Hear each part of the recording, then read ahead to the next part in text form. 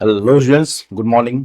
तो अब तक हमने एल्डिहाइड कीटोन कार्बोक्सिलिक के लेक्चर कंप्लीट कर लिए हैं और आज से हम शुरुआत करेंगे एमाइंस। ठीक है, तो इनिशियल लेक्चर है, आज देखेंगे एमाइंस क्या है, आईपीसी नॉमेनक्लेचर उनका कैसे करेंगे, आइसोमेरिज्म उनका, number of isomer of given amine, given molecular formula, जो भी क्वेश्चन कुछ एनसीईआरटी में दिए हुए हैं उनको भी डिस्कशन करेंगे। साथ साथ में इंपॉर्टेंट नेम, कॉमन नेम भी और आईपीसी नेम तो मैं बताऊंगा ही। चलिए शुरू करते हैं। पहले देखते हैं कि एमाइंस होते क्या है, बेसिक डिफिनीशन क्या है उनका। तो देखो सिंपल है, अमोनिया के डेरिवेटिव है ये। अमोनिया का फॉर्मूला है NH3। अमोनिया का क्या है फॉर्मूला, NH3। अब उसमें से एक एच हटा दीजिए, कार्बन की चेन लगा दीजिए। दो एच हटा के कार्बन की चेन लगा दीजिए, चाहे तीन एच हटा के कार्बन की चेन लगा दीजिए। तो ये जो कंपाउंड बनेंगे डिफरेंट डेरिवेटिव्स, वो कहलाते हैं क्या, अमाइंस। तो वही लिखा भी है, amines are derivative of ammonia, they are obtained by replacement of one or more hydrogen atom from ammonia by hydrocarbon chain. Example देखेंगे, बहुत अच्छे से समझ में आ जाएगा, कोई बहुत बड़ा डिफिनेशन नहीं। जैसे एग्जाम्पल के लिए ये है CH3NH2। अमोनिया में से एक एच हटा के हमने, अमोनिया में से एक एच हटा क्या, मिथाइल ग्रुप लगा दिया, एथाइल ग्रुप लगा दिया, प्रोपाइल, बेंजीन रिंग कुछ भी लगा दिया। ठीक है, दो एच हटा सकते हैं, चलो दो एच हटा दिया, एक जगह एथाइल लगा दिया, भाई एक जगह मिथाइल लगा, एच लगा हुआ है। तीनों एच हटा सकते हैं, भाई इधर लगा दिया मिथाइल, इधर लगा दिया, इधर भी मिथाइल, एक जगह बेंजीन ने लगा दिया। तो ये क्या है, ये डिफरेंट टाइप के अमाइंस है। अमोनिया के एच को रिप्लेस कर किससे, कार्बन चेन से, हाइड्रोकार्बन चेन से, that can be aliphatic chain, aromatic भी हो सकता है। तो जो डिफरेंट प्रोडक्ट बनते हैं उनको क्या बोलते हैं, एमाइंस। तो जरा नोट कर ले इसको। अब जरा देखो एमाइंस कैसे बनते हैं। तो replacement of one or more hydrogen atom of ammonia by hydrocarbon chain. अब डिपेंडिंग ऑन कि कितने हाइड्रोजन एटम आप हटा रहे हैं, डिपेंडिंग ऑन कि अमोनिया के कितने हाइड्रोजन एटम कार्बन चेन से रिप्लेस किए गए हैं, एमाइंस का क्लासिफिकेशन उस तरह से है। तो जरा देख लेते हैं classification of amines. Classification of amine.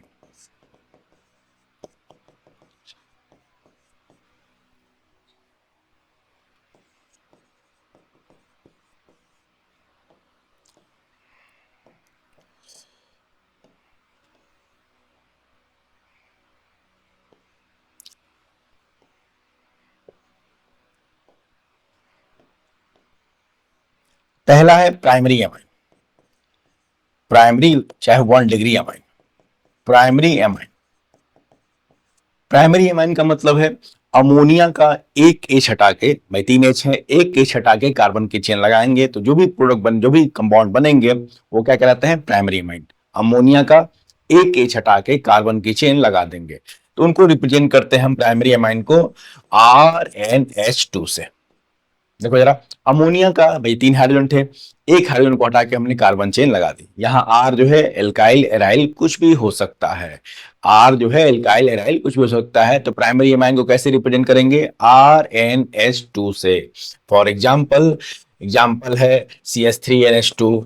ठीक है, मिथाइल लगा दिया, ठीक है, बेंजीन रिंग लगा दिया अमोनिया के एच हटा के, और भी बहुत सारे एग्जाम्पल।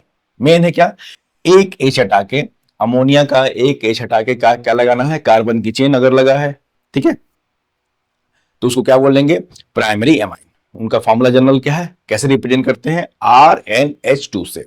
नेक्स्ट है सेकेंडरी एमाइन। अब समझ जाएंगे पैटर्न, डिपेंडिंग ऑन कि कितने हाइड्रोजन रिप्लेस है उस हिसाब से क्लासिफिकेशन है। तो इनका क्या है फॉर्मूला जनरल, R2NH।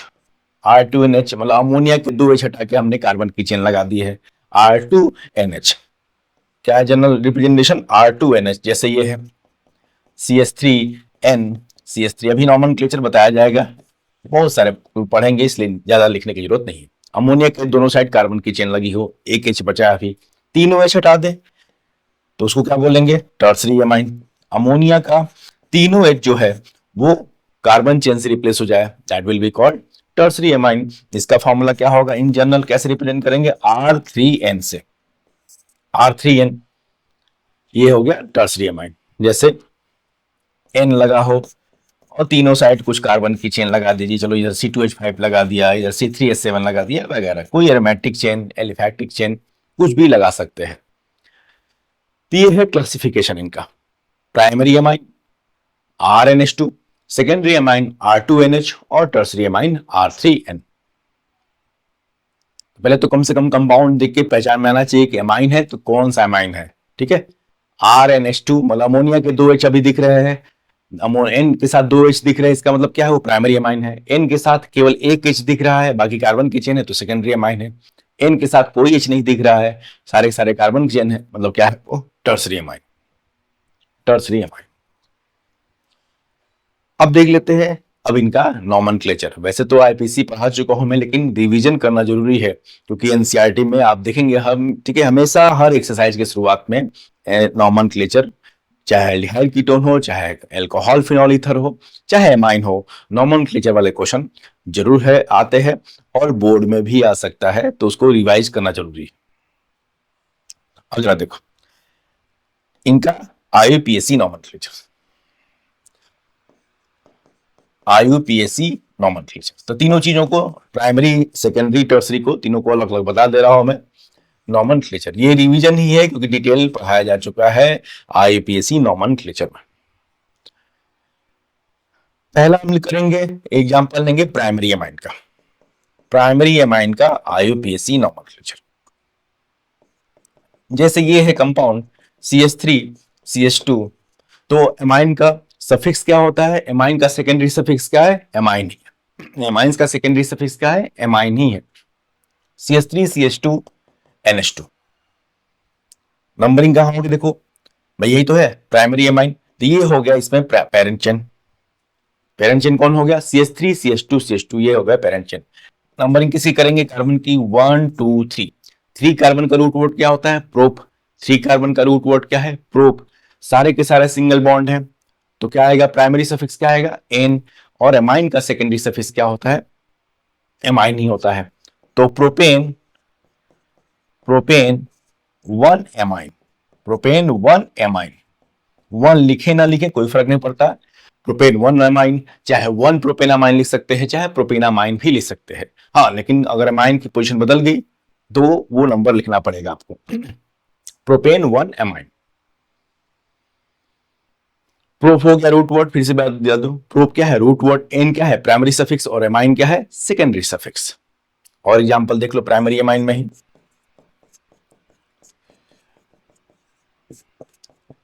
CH2CH3।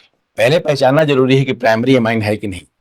देखो बिल्कुल, ये देखो NH2 लगा है, N के साथ 2 H अगर दिख रहे हैं, N के साथ 2 H दिख रहे हैं, मतलब वो प्राइमरी एमाइन है, कहीं भी लगा रहे। अब जरा देखो पेरेंट चेन तो यही है, ये 4 कार्बन की चेन है।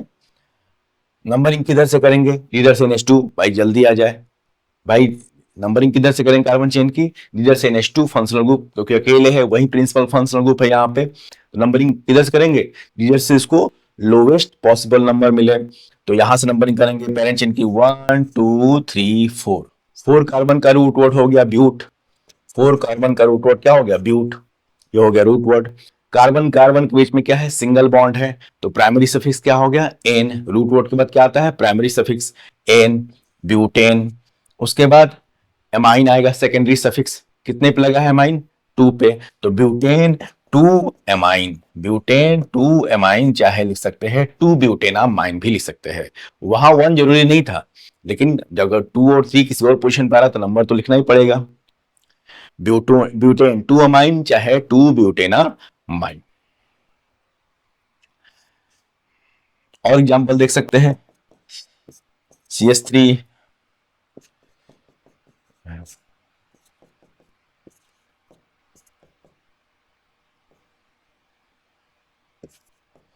NH2, प्राइमरी अमाइन में ही।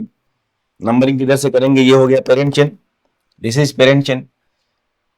नंबरिंग किधर से करेंगे, इधर से NH2 जल्दी आ जाए भाई, मेन फंक्शनल ग्रुप है वो यहाँ पे 1 2 3 4।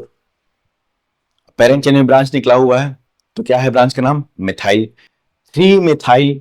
और क्या है रूट वर्ड क्या है, 4 कार्बन, रूट वर्ड क्या है, ब्यूट। तो ब्रांच का नाम पहले 3 मिथाइल, CH3 का सेकेंडरी प्रीफिक्स क्या है, मिथाइल, तो 3 मिथाइल ब्यूटेन, ब्यूटेन 1 एमाइन। चलो 1 लिखने की जरूरत नहीं है, सीधे ब्यूटेन अमाइन ही लिख देते हैं।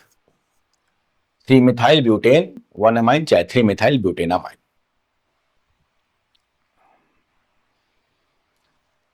ये हो गया नॉमेनक्लेचर के एग्जांपल्स प्राइमरी अमाइन में। बहुत सारे क्वेश्चन हम लोग एनसीईआरटी एक्सरसाइज डिस्कशन में करेंगे भी, उसमें अच्छा खासा क्वेश्चन दिया हुआ है नॉमेनक्लेचर का। यहाँ बस रिवीजन, यहाँ क्या है, बस रिवीजन, ये कैसे लिखते हैं नाम। ठीक है, नेक्स्ट देखें सेकेंडरी अमाइन में, सेकेंडरी अमाइन का नॉमेनक्लेचर।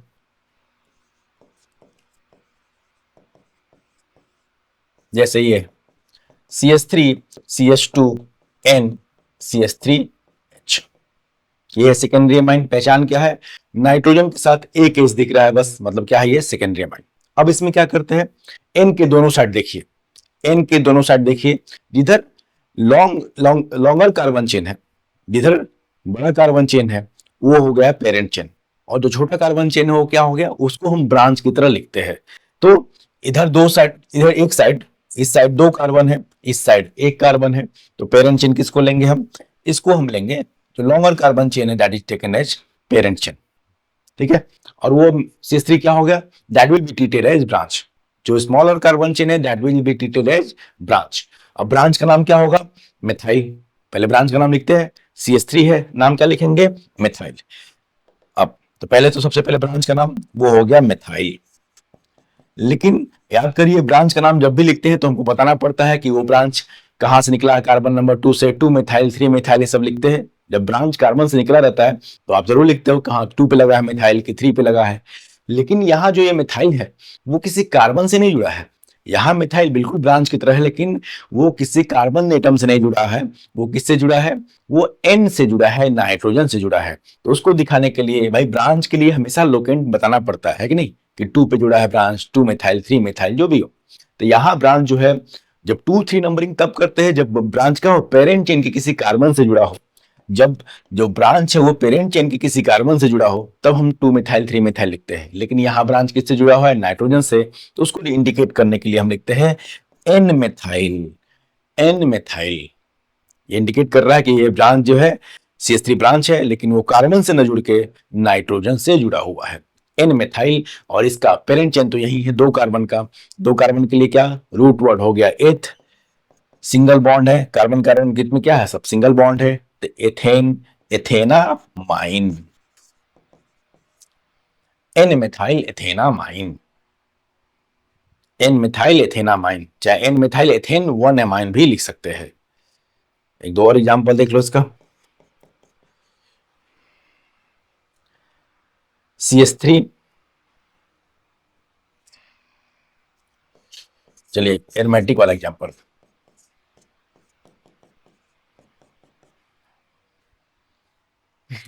अब देखो जरा, अगर CH3 की जगह इसमें H होता, CH3 की जगह H होता तो इसको क्या लिखते हैं हम, CH3 की जगह H होता है तो इसको क्या लिखते हैं हम, एनिलीन। पढ़ा हमने, CH3 की जगह H होता तो क्या लिखते हैं हम, एनिलीन। लेकिन H नहीं है, यहाँ पे क्या लगा है, मिथाइल, ये सेकेंडरी अमाइन है। अब जरा देखो कैसे नाम लिखेंगे, तो N methyl, N methyl aniline, N methyl aniline, N methyl aniline, N methyl aniline. एक और एग्जांपल देख लेते हैं सेकेंडरी अमाइन में ही, CH3 CHN C2H5 H CH2 CH3। अब N के दोनों साइड देखिए, इधर है 2 कार्बन, एक साइड है भाई H, सेकेंडरी अमाइन तो है। N के एक साइड लगा है 2 कार्बन, दूसरे साइड क्या है 4 कार्बन, तो 4 कार्बन का चेन क्या होगा हमारा, पेरेंट चेन होगा। और 2 कार्बन का जो चेन है C2H5 का जो चेन है that will be treated as branch. लेकिन वो ब्रांच किससे जुड़ा है, ब्रांच का नाम होगा एथाइल, C2H5 एथाइल। लेकिन वो ब्रांच किससे जुड़ा हुआ है, कार्बन चेन से नहीं जुड़ा है, किससे जुड़ा है, N से, नाइट्रोजन से जुड़ा है। अब जरा देखिए इसका नाम, ये हो गया पेरेंट चेन। जो लॉन्गर कार्बन चेन है that is taken as parent chain. Numbering करेंगे, नंबरिंग किसकी करते हैं भाई, पेरेंट चेन की, 1 2 3 4। क्यों इधर से नंबरिंग किया, लेफ्ट टू राइट क्यों किया है, ताकि नाइट्रोजन भाई एमाइन जो है जल्दी आ जाए, मेन फंक्शनल ग्रुप है वहां पे। अब C2H5 तो ब्रांच है, तो पहले ब्रांच का नाम, ब्रांच का नाम क्या है, एथाइल। फिर ब्रांच का लोकेशन, कार्बन से तो जुड़ा नहीं है, N से जुड़ा हुआ है, N एथाइल।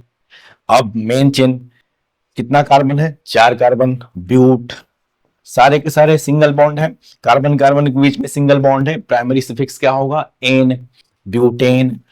अब ब्यूटेन हो गया। अब ये जो पूरा एन एथाइल ग्रुप जुड़ा हुआ है, कार्बन नंबर 2 से जुड़ा हुआ है, कार्बन नंबर 2 से जुड़ा हुआ है कि नहीं? N ethyl butane 2 amine, N ethyl butane 2 amine, देख लीजिए, N ethyl butane 2 amine.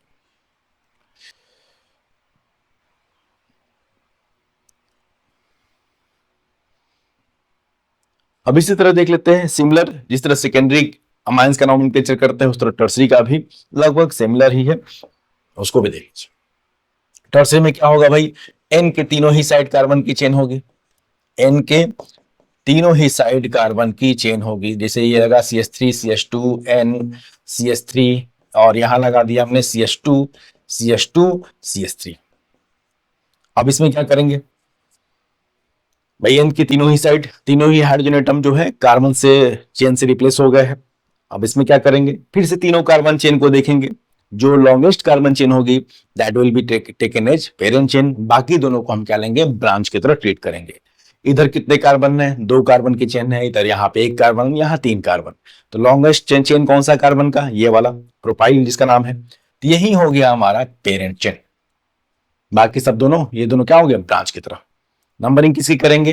Parent chain की। नंबरिंग किधर से करेंगे भाई? या तो यहां से 1 2 3 करिए, या यहां से 1 2 3 करिए, लेकिन नंबरिंग किधर से करेंगे? जिधर से अमाइन, अमाइन फंक्शनल ग्रुप जल्दी आ जाए, तो पेरेंट चेन की नंबरिंग करेंगे 1 2 3।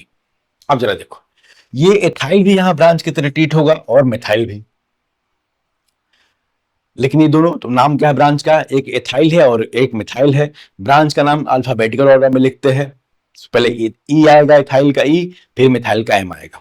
लेकिन साथ साथ में ये दोनों ब्रांच का लोकेशन भी बताना पड़ेगा। किससे जुड़े हैं दोनों ब्रांच? कार्बन से नहीं जुड़े हैं, एन से जुड़े हैं। अब देखिए, देखो पहले क्या लिखेंगे?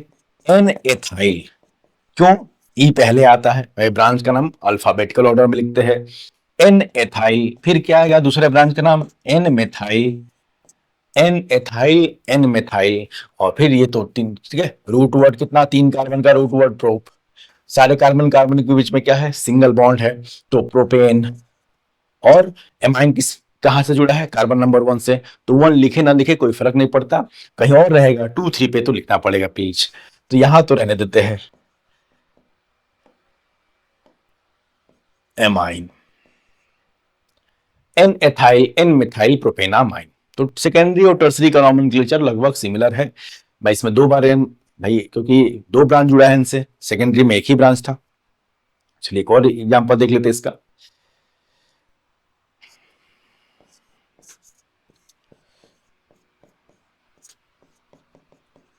मान लो ये है, दोनों CH3 लगे हैं, एनिलीन पे दोनों CH3, अगर दोनों जगह H होता तो क्या नाम होता है इसका? एनिलीन। क्या बोलते हैं उसको? दोनों, अगर मिथाइल की जगह H होता तो क्या नाम होता?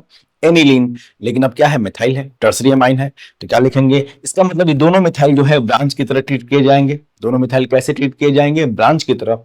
तो N comma N di methyl, N comma N di methyl aniline, N comma N di methyl, क्या नाम हो गया इसका? Aniline,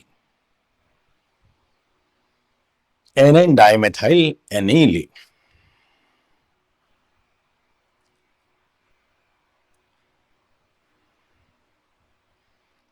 N dimethyl aniline.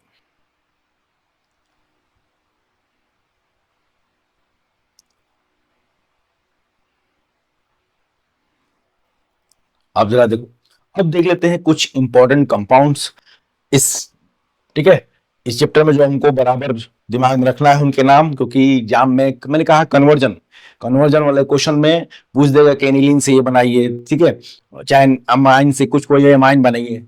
अगर वो आपको अगर नाम ना पता हो, आप उसका आईपीसी नाम ना जानते हो, चाहे उसको स्ट्रक्चर को नोट आउट कर पाए, तो फिर कन्वर्जन तो बेकार है।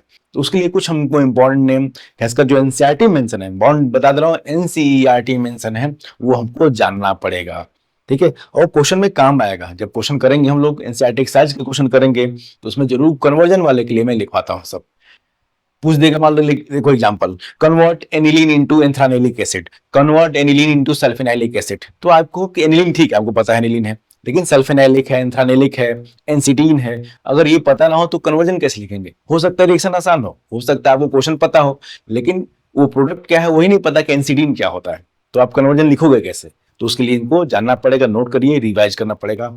आप एनसीईआरटी में सब चीजें मेंशन है, तो आपको आना ही चाहिए। तो some important compounds, important amines, जिनको बराबर आपको रिएक्शन में रेफरेंस देखने को मिलता है। तो सबसे पहले है खुद खुद एनिलीन, एनिलीन लिखते रहे नाम, एनिलीन। चलो इसका एक एच हट गया, ठीक है।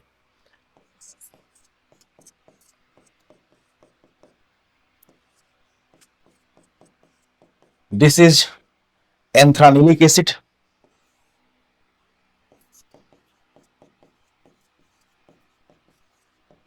Anthranilic acid, aniline anthranilic acid. Please, aniline तो प्रिफर्ड आईपीसी नेम है, लेकिन एंथ्रानिलिक एसिड क्या है? कॉमन नेम है ये। एंथ्रानिलिक इसका क्या है? कॉमन नेम है। इसका नाम क्या होगा? तो 2 अमीनो बेंजोइक एसिड। अगर आप चाहे तो लिख सकते हैं आईपीएसी, चलो यहां मैं लिख दे रहा हूं इसका आईपीएसी क्या होगा। एंथ्रानिलिक इज कॉमन नेम, लेकिन दिक्कत है ये क्यों बताया जा रहा है कॉमन नेम? फिर से वही कन्वर्जन में ज्यादातर, क्योंकि 2 अमीनो बेंजोइक बहुत आसानी से आप पहचान सकते हो। 2 अमीनो बेंजोइक जरा देखना, अगर लिख देगा, दो क्वेश्चन है कि एनिलीन से आपको बनाना है, एक क्वेश्चन दे दिया है एनिलीन से एंथ्रानिलिक एसिड, ठीक है। अब दूसरा क्वेश्चन है एनिलीन से बनाइए आप 2 अमीनो बेंजोइक एसिड। तो बिल्कुल आसानी से 2 अमीनो बेंजोइक को आप पहचान सकते हो और फिर कन्वर्जन लिख सकते हो। लेकिन इंपॉर्टेंट क्या है? लेकिन आपको एंथ्रानिलिक को याद करना पड़ेगा कि 2 अमीनो बेंजोइक एसिड का नाम ही है क्या? एंथ्रानिलिक। तो उसके लिए तैयार रहना है, एंथ्रानिलिक एसिड। और एग्जांपल देख लेते हैं,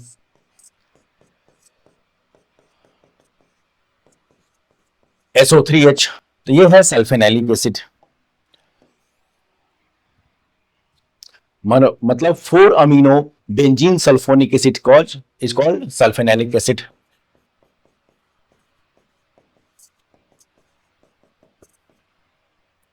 क्या नाम होगा इसका? 4 amino benzene sulphonic acid IPC में, और कॉमन नेम क्या है? Sulphanilic acid. और देख लो,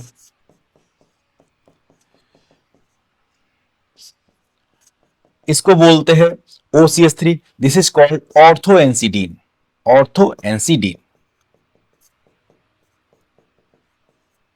ऑर्थो एनसीडीन। इस तरह मेटा और पैरा भी होता है, मतलब 2 मेथॉक्सी एनिलीन, आईपीसी नेम क्या होगा इसका? 2 methoxy aniline is called ortho anisidine, ortho anisidine. 2 methoxy aniline आप आसानी से पहचान सकते हो जब भी कन्वर्जन में आ गया, लेकिन ये याद करना पड़ेगा ऑर्थो एनसीडीन। इस तरह इसका मेटा और पैरा वर्जन भी है। फिर लिखे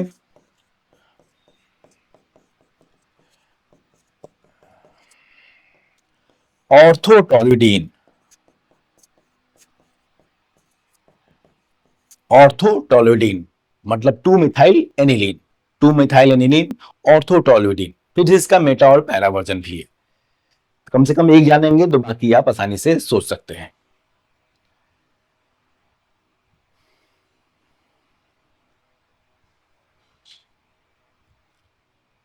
इसके अलावा भी हमने पहले भी कुछ हेट्रोसाइक्लिक एरोमेटिक कंपाउंड में पढ़ा था एमाइंस में, जिसमें सबसे इंपॉर्टेंट क्या था? तो पिरिडीन। एरोमेटिसिटी में इसको पढ़ रखा है, लेकिन रिवीजन, रिवीजन हमेशा जरूरी है। Pyridine, heterocyclic aromatic compounds. फिर है पायरोल, पिरिडीन 6 मेंबर की रिंग है, और फिर क्या है? ये पायरोल 5 मेंबर।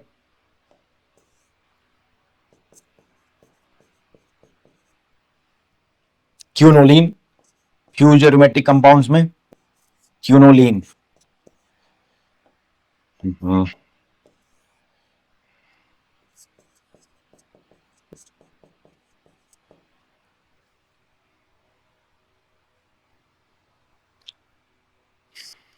क्यूनोलिन।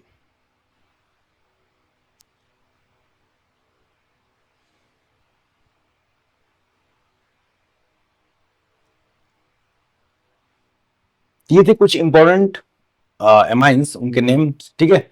ज्यादातर मैंने कॉमन नेम ही लिखे हैं ताकि दिमाग में रहे। अब इसके अलावा नॉमेनक्लेचर बता ही दिया गया, और रेस्ट जो है नॉमेनक्लेचर के क्वेश्चन और भी करने होंगे, लेकिन मैंने कहा है एनसीईआरटी एक्सरसाइज में डिस्कशन में वो सारे जो क्वेश्चन है, ज्यादा क्वेश्चन 2-3 क्वेश्चन से कुछ होता नहीं है।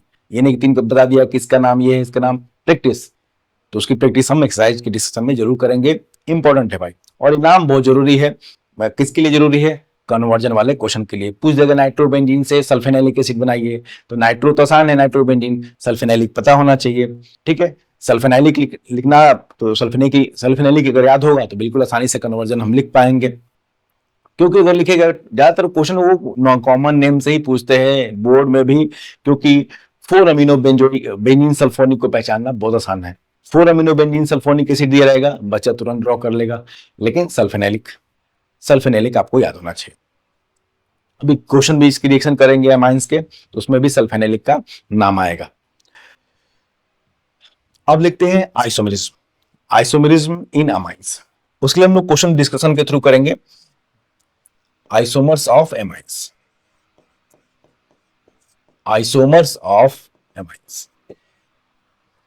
चलिए इसको हम क्वेश्चन के थ्रू देखते हैं। 1-2 क्वेश्चन इसका देखते हैं। Find total isomers of formula C3H9N, ठीक है। एनसीईआरटी का ही क्वेश्चन है। C3H9N मॉलिक्यूलर फॉर्मूला के टोटल कितने आइसोमर होंगे? अगला देखो कैसे करेंगे। पहली बात, एग्जाम में जब भी ये क्वेश्चन आएगा तो आप डायरेक्ट ये कंक्लूजन नहीं निकाल सकते। ये कंक्लूजन, ठीक है, मैं यहां पढ़ा रहा हूं तो एमाइन ही पूछूंगा, लेकिन ये क्वेश्चन में कहीं लिखा है कि टोटल नंबर ऑफ अमाइंस। पहले आपको जस्टिफाई करना होगा, भाई इस फॉर्मूला से इन, क्या केवल जो नाइट्रोजन है क्या केवल वो एमाइन में आता है? नाइट्रो कंपाउंड में भी NO2 होता है। साइनाइड्स CN में भी N होता है। नाइट्रो कंपाउंड में भी N है, NO2। साइनाइड में भी N है, एमाइन में तो N है ही, ठीक है। आइसोसाइनाइड NC में भी N है। तो पहले आपको ये जस्टिफाई करना पड़ेगा कि हाँ, ये मॉलिक्यूलर फॉर्मूला किसी अमाइन को रिप्रेजेंट कर रहा है।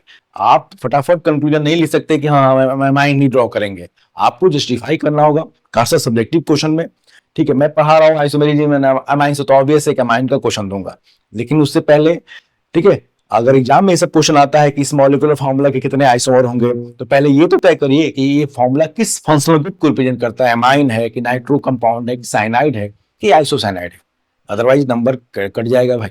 तो उसके लिए क्या करेंगे, पहले हम निकालेंगे जो मैंने पहले बताया, क्या? Double bond equivalent. फिर से रिवीजन करा दो डबल बॉन्ड इक्विवेलेंट का। डबल बॉन्ड इक्विवेलेंट बोलते हैं, चाहे इसको क्या बोलते हैं, degree of unsaturation. Double bond equivalent क्या है? Degree of unsaturation. इसका फॉर्मूला क्या है? 2 into number of carbon plus 2 minus number of hydrogen minus number of halogen plus number of nitrogen और टोटल डिवाइड बाई 2। प्लीज समझो कि अगर exam में ऐसा नहीं किया नंबर कट जाएगा। आप कैसे मान लिए भाई अमाइन है? कैसे आप शुरुआत में जाएंगे कि अमाइन ही पूछा जाएगा आपसे? साइनाइड कोर्स में नहीं है क्या? एनसीईआरटी में साइनाइड का नाम मेंशन नहीं है, आइसोसाइनाइड मेंशन नहीं है? इसी चैप्टर में सब मिल जाएगा, उसमें भी तो N होता है। तो पहला जस्टिफिकेशन हमको ये करना है कि इस मॉलिक्यूलर फॉर्मूला से जो है एमाइंस ही पॉसिबल है और फिर उनको बनाना है। तो प्लीज जंप नहीं करेंगे कंक्लूजन पे। ये नहीं कि भाई मैं तो पढ़ा रहा हूं एमाइन तो एमाइन ही पूछूंगा, लेकिन एग्जाम तो ऐसा नहीं मानता ना, ठीक है। अगला देखो, तो 2 into number of carbon plus 2 minus hydrogen minus halogen plus N/2। अब इसका निकालते हैं, इस कंपाउंड का डबल बॉन्ड इक्विवेलेंट C3H9N का हम निकालेंगे। डबल बॉन्ड इक्विवेलेंट कितना होगा? That will B 2 into 3 number of carbon plus 2 minus 9 plus 1, जरा देख लो, बाई 2। ये आप करेंगे खुद आएगा 0। अब इसका फायदा हुआ, क्या बताया? पहले बताया था मैंने, चलो फिर से रिवीजन करा दो। अगर डबल बॉन्ड इक्विवेलेंट किसी का 1 आ रहा है, डबल बॉन्ड इक्विवेलेंट 1 आ रहा है, इसका मतलब कंपाउंड में क्या है? या तो पाई बॉन्ड है या रिंग है। डबल बॉन्ड इक्विवेलेंट अगर डिग्री ऑफ अनसैचुरेशन 1 आ रहा है तो कंपाउंड में तो पाई बॉन्ड है या तो रिंग है, ठीक है। दो आ रहा है, दो पाई बॉन्ड है, चाहे एक पाई बॉन्ड एक रिंग है, चाहे 2 रिंग भी हो सकता है। लेकिन अगर अनसैचुरेशन 0 आ रहा है तो पाई बॉन्ड इसका मतलब है नहीं। जो भी बॉन्ड है सारे के सारे क्या है? सिंगल बॉन्ड है। इस कंपाउंड में इसका मतलब कहीं भी पाई बॉन्ड नहीं है, जो भी बॉन्ड है वो क्या है सिंगल बॉन्ड है। अब जरा देखो एन से क्या क्या पॉसिबिलिटी थी, पहले वो देखिए भाई। एन अगर किसी कंपाउंड में लिखा है तो उसमें कौन कौन से फंक्शनल ग्रुप आ सकते हैं।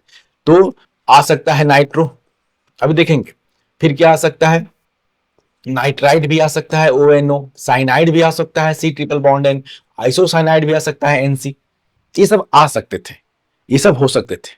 अब पॉसिबिलिटी जरा देखिए, एमाइन हो सकता है जो अभी हम पढ़ रहे हैं, NH2 चाहे जो भी एमाइन हो सकता है। C सिंगल बॉन्ड NH2 लिखना ठीक नहीं है, C सिंगल बॉन्ड N, ये सारी पॉसिबिलिटी हो सकती थी। अब पहला क्या NO2 होगा, बिल्कुल नहीं, क्योंकि कंपाउंड के फॉर्मूला में कहीं O मेंशन ही नहीं है। इस कंपाउंड के फॉर्मूला में कहीं O मेंशन नहीं है, NO2 का पॉसिबिलिटी क्या। नाइट्राइट O है ही नहीं, C3H9N में O कहाँ है, हटा दीजिए। साइनाइड ये हो सकता था, बिल्कुल C भी है N भी है, हमारे फॉर्मूला में कार्बन भी है नाइट्रोजन भी है। लेकिन अनसैचुरेशन निकाल के आप क्या जस्टिफाई कर रहे हैं कि कंपाउंड में 0 पाई बॉन्ड है, कहीं पाई बॉन्ड नहीं है, मतलब साइनाइड का भी ऑप्शन गया। अरे साइनाइड में 2 पाई बॉन्ड होता है भाई, C ट्रिपल बॉन्ड है ना, एक सिग्मा 2 पाई है वहां पे, तो ये भी पॉसिबिलिटी गई, और NC वाला भी पॉसिबिलिटी गया। मतलब ऐसा ही फंक्शन ग्रुप पॉसिबल है जहां पे कार्बन और नाइट्रोजन के बीच में क्या हो, सिग्मा बॉन्ड, वो है अमाइन। ठीक है, तो ये आपको जस्टिफाई करना पड़ेगा, तब आप ड्रॉ कर सकते हैं। ठीक है, प्लीज ये ध्यान दीजिएगा, अगर बढ़िया से चेक हो जाए तो नंबर कट जाएगा। ठीक है, बिल्कुल, क्योंकि आप तो डायरेक्ट हम एमाइन बनाना है इसका, तो ध्यान देना है इसको। तो ये अनसैचुरेशन बता रहा है, डिग्री ऑफ अनसैचुरेशन निकाल के आप क्या जस्टिफाई कर रहे हैं कि इस फॉर्मूला से केवल एमाइन पॉसिबल है। अब एमाइन में क्या होता है भाई, 3 टाइप के एमाइन होते हैं, primary, secondary, tertiary amine. Primary, secondary, tertiary amine. अब तीनों को ठीक है मिक्स नहीं करेंगे, एक एक करके बनाएंगे।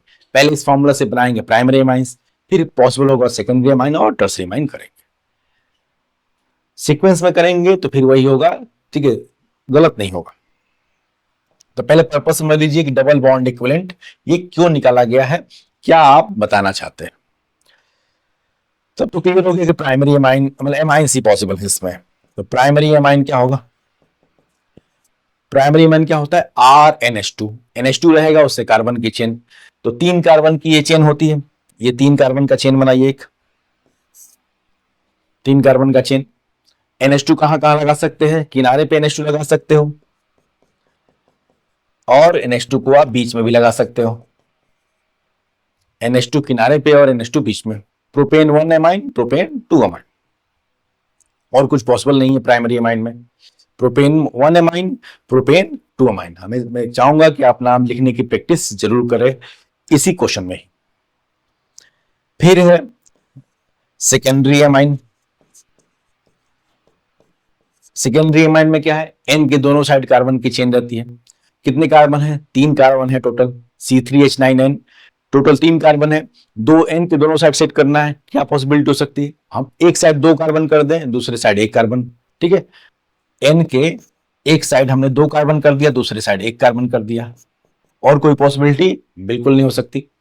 नाम क्या होगा, N methyl ethanamine, N methyl एथेनामाइन। ठीक है, बड़ा कार्बन चेन एथेनामाइन, उधर एन क्या मिथाइल क्या है, ब्रांच। ये हो गया सेकेंडरी एमाइन। अब है tertiary amine.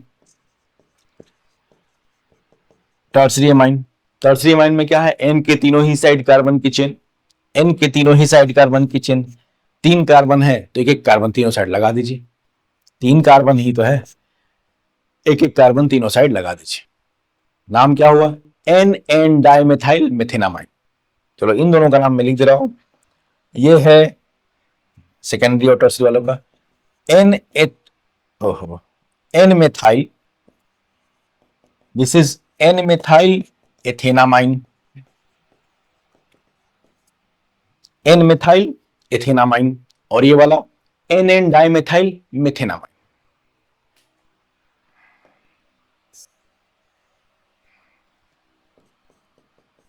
N N dimethyl methanamine, N N dimethyl मेथेनामाइन।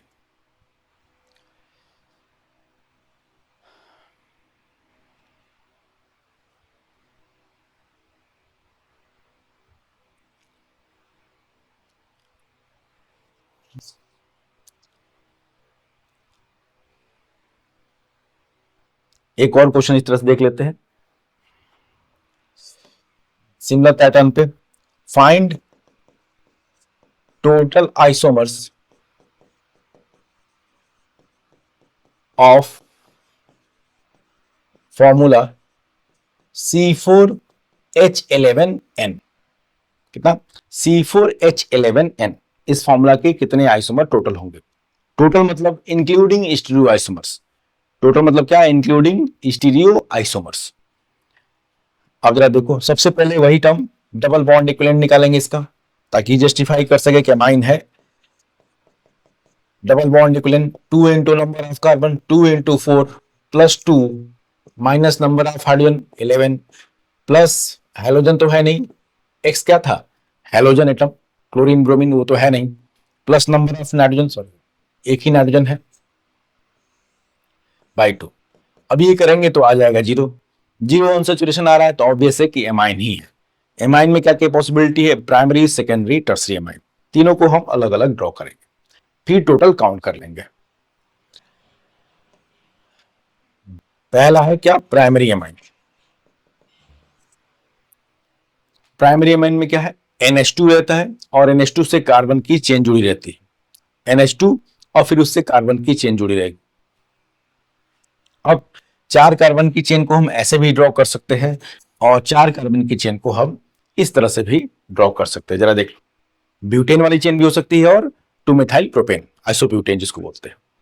इसमें NH2 कहां लगा सकते हैं? किनारे पे ब्यूटेन 1 एमाइन, और NH2 इसमें कहां लगा सकते हैं? बीच में ब्यूटेन 2 एमाइन। फिर जरा देखें, इसमें NH2 यहां किनारे पे और बीच में भी लगा सकते हैं 2 methyl propane amine, 2 methyl propane 2 amine. तो कितने प्राइमरी अमाइन बन गए? 4। लेकिन जरा ध्यान दीजिए, 4 ये जो जो आइसोमर बने हैं ये स्ट्रक्चरल आइसोमर में है। हो सकता है इसमें कहीं स्टीरियो आइसोमर भी पॉसिबल हो सकता है कहीं कैराल कार्बन हो। अगर कहीं कैराल कार्बन हुआ तो उसको आपको 2 गिनना पड़ेगा। कैराल जो होते हो क्या एनेंसोमेरिक फॉर्म में एग्जिस्ट करते हैं। तो जरा देखते हैं, आप देखिए जरा, जो ब्यूटेन 2 अमाइन है, ब्यूटेन 2 अमाइन में ये वाला कार्बन जो है जहां एमाइन जुड़ा है वो क्या है? कैराल है। मतलब ब्यूटेन 2 अमाइन के 2 फॉर्म पॉसिबल है, small D and small L. तो आप ब्यूटेन 2 अमाइन को क्या गिनेंगे? हम 2 गिनेंगे। ये तो इसको 1 गिनेंगे। ब्यूटेन 2 अमाइन के अलावा किसी में भी कैराल कार्बन नहीं है, मतलब सब लोग इंडिविजुअल एग्जिस्टेंस है। लेकिन ब्यूटेन 2 अमाइन 2 फॉर्म एग्जिस्ट करता है, 2 अलग अलग कंपाउंड है ब्यूटेन 2 अमाइन नाम से। एक है स्मॉल डी और एक स्मॉल एल, डेक्स्ट्रोरोटेटरी और लिबोरोटेटरी, ये एक और एक। तो टोटल प्राइमरी अमाइन कितने हो गए? प्राइमरी अमाइन टोटल हो गए 5। यस, चेक कर सकते हैं, ये प्राइमरी अमाइन है। अभी प्राइमरी अमाइन टोटल कितने हो गए? 5। अब क्या बनाएंगे? Secondary amine. जब तक प्राइमरी अमाइन नहीं हो जाए सेकेंडरी पे जंप नहीं करना है, नहीं तो गलत हो जाएगा, फिर छूट जाएगा और क्या होगा। आंसर कुछ होगा और आप भी कुछ किए होंगे, लेकिन वो पूरा बचा आंसर 10 है, कोई 7 बता रहा है, कोई 12 बता रहा है, ऐसा ही होता ही। तो सीक्वेंस में करेंगे तो वो छूटेगा नहीं, आप आराम से कर सकते हैं प्राइमरी अमाइन। अब आगे किसमें? Secondary amine. अब बनाएंगे इस फॉर्मूला का सेकेंडरी अमाइन। सेकेंडरी अमाइन में क्या है? एन के दोनों साइड कार्बन की चेन लगानी है, एन के दोनों साइड कार्बन की चेन लगानी है। कितने कार्बन है टोटल? 4 कार्बन।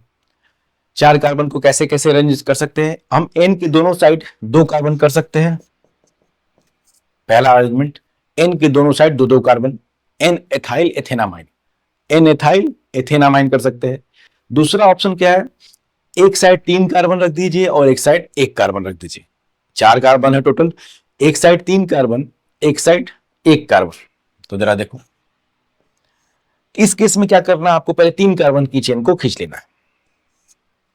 3 और 1 है, एन के एक साइड 3 कार्बन, एक साइड 1 कार्बन, 3 कार्बन की चेन को खींच लिया। अब जो एन के साथ 1 कार्बन है, एन के साथ 1 कार्बन है, उसको आप यहां किनारे पर भी लगा सकते हो और उसको यहां बीच में भी लगा सकते हो। देखिए जरा, मतलब एन मेथाइल प्रोपेनामाइन और एन मेथाइल प्रोपेन 2 अमाइन दोनों अलग अलग चीजें हैं। एन मेथाइल, ये है एन मेथाइल, चलो हम बना दें, प्रोपेनामाइन और N methyl propane 2 amine. Secondary amine कितने बने? 3। टोटल सेकेंडरी अमाइन कितने बने? 3। क्या इसमें कहीं कैराल कार्बन है? बिल्कुल नहीं। अब जरा देखो, नेक्स्ट है tertiary amine. Tertiary amine, N के तीनों साइड कार्बन करना है। टोटल कितने कार्बन है? 4।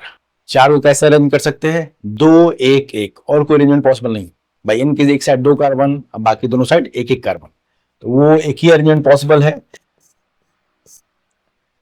N N dimethyl एथेनामाइन। देख लो यार, एन एन डाइमेथाइल एथेनामाइन, देख करिए टोटल कितना आंसर हो गया। तो सेकेंडरी अमाइन हो गए 3 और टर्सरी अमाइन हो गया 1। टोटल आइसोमर कितने हो गए? 5 + 3 + 1 9। तो क्या आंसर हो गया? टोटल आइसोमर कितने हो गए? 9। अगर पूछता, ज्यादातर बोर्ड में स्टीरियो नहीं पूछता, तो बता दो मैं, अगर पूछता स्ट्रक्चरल आइसोमर कितने होंगे, स्ट्रक्चरल आइसोमर बस पूछता, तो क्या गिनते? 8। फिर हम इसको दो एक ही गिनते, फिर जिसको हमने कैरल कार्बन वर्ड लिया है वहां पे हम एक ही गिनते फिर। तो अगर 2 क्वेश्चन है इसका, अगर स्ट्रक्चरल आइसोमर पूछेगा C4H11N के नंबर ऑफ स्ट्रक्चरल आइसोमर तो होंगे 8, और स्टीरियो आइसोमर कितने होंगे? 9।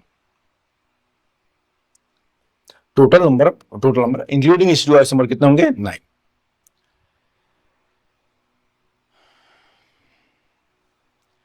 टी था आइसोमेरिज्म अमाइन और नोमेनक्लेचर अमाइंस में उनका बेसिक डिवीजन, कुछ इंपॉर्टेंट कंपाउंड्स का नोमेनक्लेचर।